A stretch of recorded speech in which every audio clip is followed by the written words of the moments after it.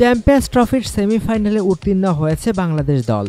প্রথমবারের মতো আইসিসির কোনো বৈশ্বিক টুর্নামেন্টে সেমিফাইনাল খেলার যোগ্যতা অর্জন করায় বাংলাদেশকে প্রশংসায় ভাসিয়ে দিচ্ছেন ক্রিকেট লিজেন্ড ও সংশ্লিষ্টরা।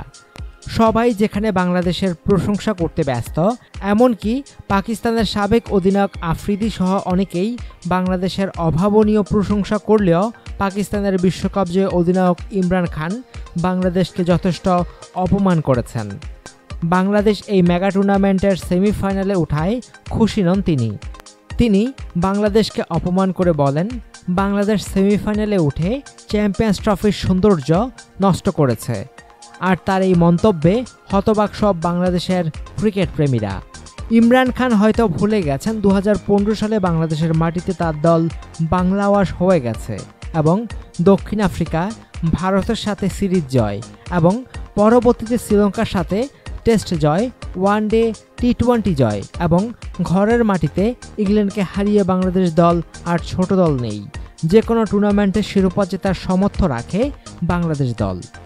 অনুগ্রহপূর্বক সংবাদটি শেয়ার করুন এবং দেশ বিদেশের সর্বশেষ খবর জানতে স্পোর্টস লাইট সাবস্ক্রাইব করে রাখুন।